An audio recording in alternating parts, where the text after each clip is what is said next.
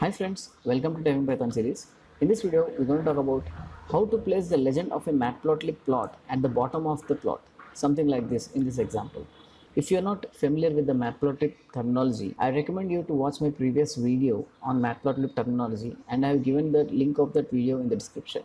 In order to create the legend for a matplotlib plot, generally we do ax.legend. We call access handler.legend and we enable the legend on the matplotlib plot. But while enabling the legend, we can pass some options, and using those options we can make the legend appear at the bottom of this matplotlib plot. Before using these options, I just want you to know about some concepts for doing the legend placement. The first concept I want to know is this is called the bounding box of this plot. So this is called the B box or bounding box, and this I call it the legend box. And here in this example, I have kept my legend box anchor here. So there is a concept called legend anchor, and always the legend box will be placed with respect to the legend box anchor. So here in my example, you can see my legend box anchor is at the position of 0 comma minus 0.1, and it is at the upper left of my legend box. So that's why my anchor is here and my legend box is something like this, because I've set the location as upper left here. So this was the terminology I was going to talk about for controlling the legend placement. Okay, so now let's get to know about the steps which I followed to control the placement of this legend. First, I mentioned that the legend anchor would be at the position 0 comma minus 0.1, and then I said that the legend anchor is at the top left of this legend box. So that's why the legend box is oriented this way.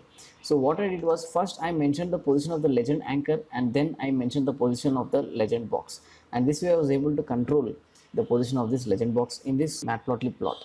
So this was the code for that, and let's try to take a demo of this. I'm going to take a blank folder. I'm going to open it with VS Code. I'm going to create a new file and I'll just name it index.py. I'm going to import matplotlib.pyplot as plt.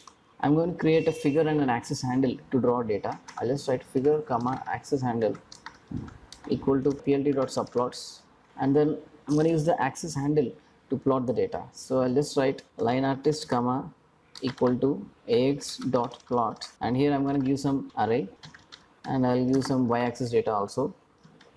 Now I'll show this plot. So this is a simple code to create a simple plot. So I'll just run this. You can see my plot is created. Now I'm going to just enable legend on this plot. I'll just write ax.legend.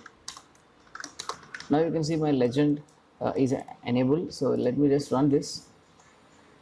Alright, I didn't get any name because I did not give a label to this plot. So I'll just write la.set underscore label, and I'm going to give it some name. Now let me try to run this. Here you can see I've got my legend here.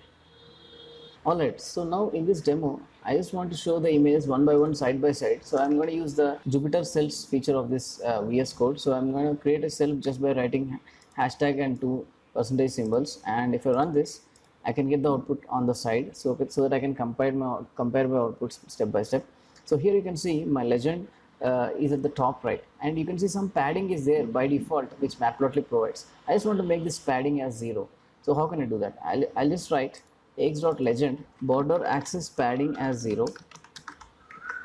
So if I save and run this, you can see I've got the padding as 0.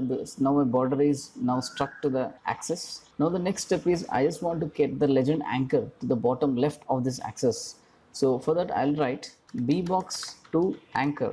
So what this bbox to anchor does is that here you want to give two numbers which specify the relative position of this legend box anchor to the border box. So I'll just write 0 comma 0 here. That means now my bbox bounding box and anchor should meet at this 0 comma 0 of this whole bounding box. So my legend box will come at the bottom left now.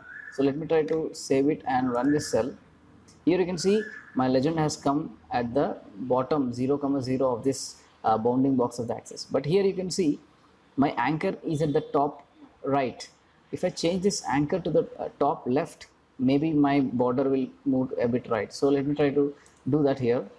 I'll just write location equal to, so this location parameter is going to convert how my anchor and the legend box are related. So I'll just write my anchor is at the upper left. So that means my anchor which is in the upper right will now be shifted to upper left. So this sum line legend should come to the right. So let me try to run this.